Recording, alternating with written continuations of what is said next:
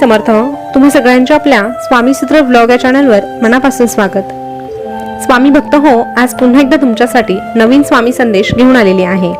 आजचा स्वामी संदेश तितकाच खास असणार आहे, कारण आजचा संदेश नवरात्री निमित्त तुमच्या समोर आलेला आहे आणि या उत्सवामध्ये कुलदेवीचा आशीर्वाद तुम्हाला प्राप्त व्हावा याकरिताच हा संदेश तुमच्या डोळ्यासमोर आलेला आहे.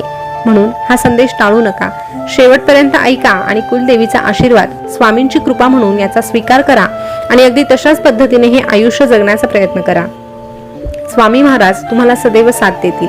तर संदेश जाणून घ्यायचाच आहे, पण तत्पूर्वी स्वामींना काहीतरी सांगावंसं वाटतंय की स्वामी तुमच्याच मुळे सुखात आहे, कारण तुमचंच नाम सदैव मुखात आहे. स्वामी तुमच्याच मुळे सुखात आहे, कारण तुमचंच नाम सदैव मुखात आहे. म्हणूनच का चिंता करावी मी व्यर्थ, जेव्हा पाठीशी आहे श्री स्वामी समर्थ. का चिंता करावी मी व्यर्थ, जेव्हा पाठीशी आहे श्री स्वामी समर्थ. श्री स्वामी समर्थ. स्वामी भक्त हो, आपल्या पाठीशी स्वामी आहेत ना, मग का म्हणून आपण इतका विचार करायचा. सुख आणि दुःख प्रत्येकाच्या वाट्याला येणारच आहे, परंतु त्यातूनही वाट कशी शोधायची हे आपल्याला स्वामी शिकवतात. म्हणून प्रत्येक प्रसंगामध्ये स्वामींचं नाम घ्यायचं आणि पुढे पुढे चालत राहायचं. आपलं आयुष्याचं सोनं झाल्याशिवाय राहणार नाही.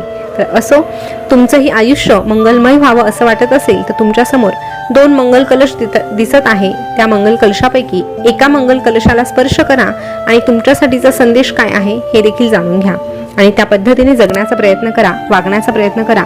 स्वामी तुमची साथ कधीही सोडणार नाही. तर चला जाणून घेऊया. आता ज्यांनी 2 नंबरचा मंगल कलश निवडला आहे त्यांना स्वामी काय सांगतात बघूया.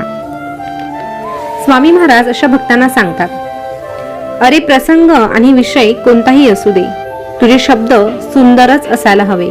कारण लोक प्रसंग आणि विषय विसरू शकतात, पण शब्द कधीही विसरत नाही. तुझ्या जिभेला हाड नाही, पण कोणाचं हृदय तोडण्याची ताकद मात्र तुझ्या जिभेमध्ये नक्कीच आहे.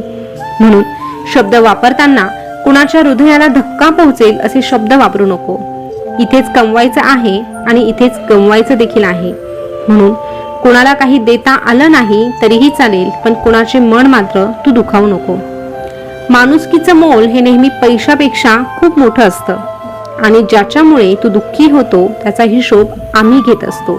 तुला जर कोणी विनाकारण त्रास देत असेल तर तूही त्याला त्रास द्यायला जाऊ नको, कारण त्याने दिलेल्या त्रासाचा हिशोब आमच्याकडे आहे.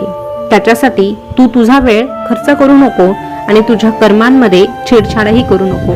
तू फक्त सत्कर्म करत राहा, बाकी सगळं काही तू आमच्यावर सोड.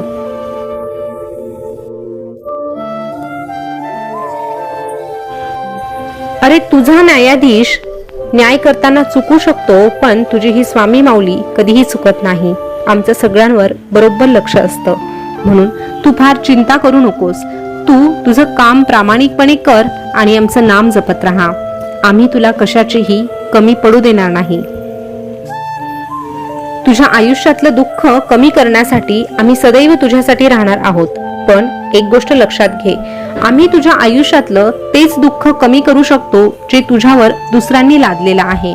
पण तू स्वतःच्या कर्माने जे दुःख ओढावून घेतो त्यात आम्ही हस्तक्षेप करू शकत नाही.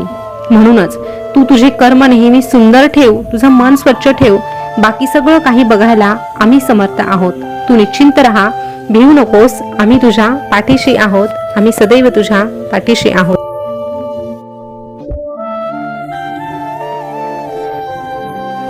स्वामी भक्त हो, आता ज्यांनी 1 नंबरचा मंगल कलश निवडला त्यांना स्वामी काय सांगतात बघूया. स्वामी महाराज अशा भक्तांना सांगतात, अरे संस्कारापेक्षा कोणतीही मोठी श्रीमंती नाही आणि प्रामाणिकपणापेक्षा कोणताही मोठा दागिना नाही.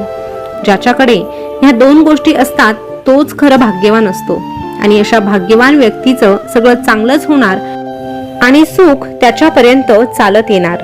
हा शब्द आहे आमचा. नको त्या गोष्टींचा विचार करणं सोडून दे. नको त्या गोष्टींचा विचार करणं सोडलं की तुला आपोआप लक्षात येईल की खरा त्रास तर अतिविचार केल्याने होत होता.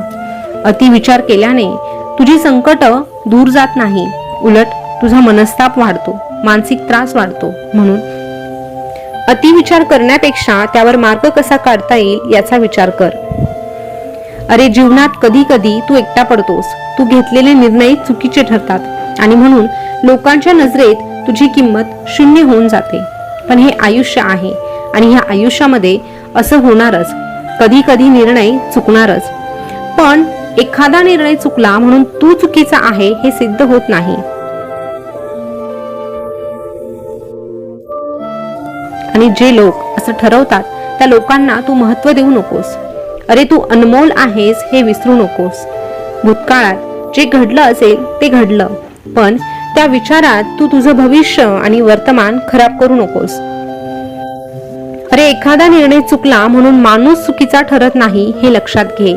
तू जर तुझे कर्म चांगले करतो आणि तुझा हेतू दुसऱ्यांना दुखावण्याचा नसतो तर तुझा हा स्वामी सदैव तुझ्या सोबत आहे हे लक्षात ठेव. हे जग जरी तुझ्या विरोधात असलं तरीही या जगाचा निर्माता तुझ्या सोबत आहे. आणि जर या जगाचा निर्माता तुझ्या सोबत आहे तर तुला कशाची रे कमी. म्हणून तू घाबरू नकोस. अरे जर तुझ्या सोबत आम्ही आहोत आणि तुझे कर्म चांगले आहे तर तू घेतलेला चुकीचा निर्णय देखील कसा योग्य सिद्ध करायचा, कसा तो बरोबर घडवून आणायचा हे पाहण्यासाठी आम्ही आहोत.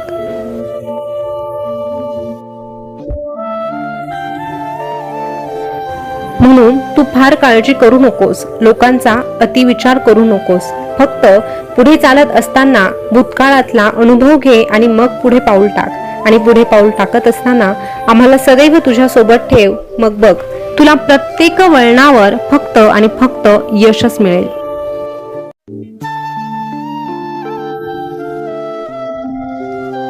हे जीवन जगत असताना आणि या कलियुगामध्ये या स्वार्थी जगामध्ये वावरत असताना एक गोष्ट लक्षात ठेव.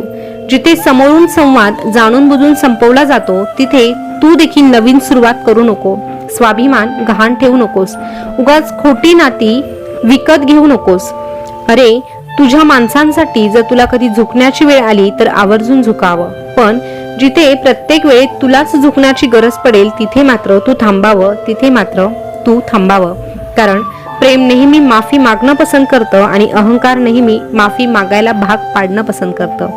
परमेश्वराच्या न्यायालयात न्याय फार वेगळा असतो. शांत राहून चांगलं कर्म करत राहावं इथे प्रत्येकाचा खटला चालू असतो. फक्त योग्य वेळेची वाट पाहणं तुझ्या हातात आहे. निकाल तर सगळ्यांचाच लागणार आहे आणि तो निकाल मात्र आमच्या हातात आहे हे विसरू नको.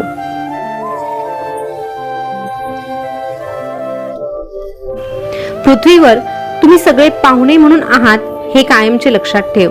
अरे तुम्हाला मिळालेला हा श्वास देखील तुमचा राहणार नाही याची जाणीव ज्या माणसाच्या मनामध्ये असते ना तोच खऱ्या अर्थाने हातून सत्कर्म घडवत असतो.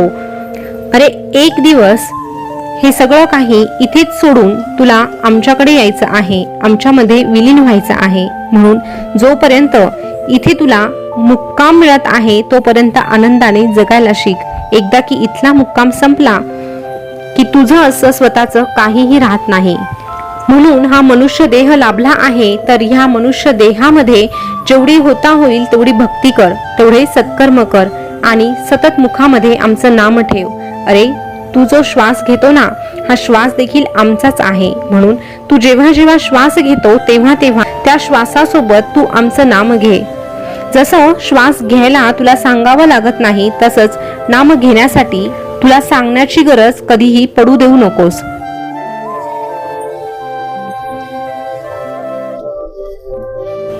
म्हणूनच तुला सांगतोय की तू नाम घे इतके सहज जितका सहज येतो श्वास. तू नाम घे इतके सहज जितका सहज येतो श्वास. मग सतत वाटेल तुला आम्ही सदैव आहोत तुझ्याच आसपास, तुझ्याच आसपास.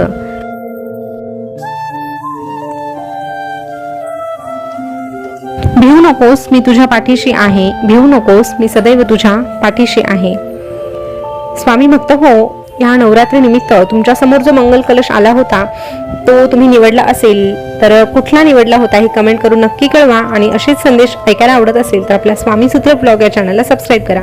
त्यासोबतच आपलं स्वामी सूत्र हे देखील एक चॅनल आहे, त्याला देखील भरभरून प्रेम द्या, त्याही चॅनलला आवर्जून भेट द्या. पुन्हा भेटूया नवीन व्हिडिओ सोबत. तोपर्यंत स्वस्थ रहा, मस्त रहा आणि आपले संदेश ऐकत रहा. धन्यवाद.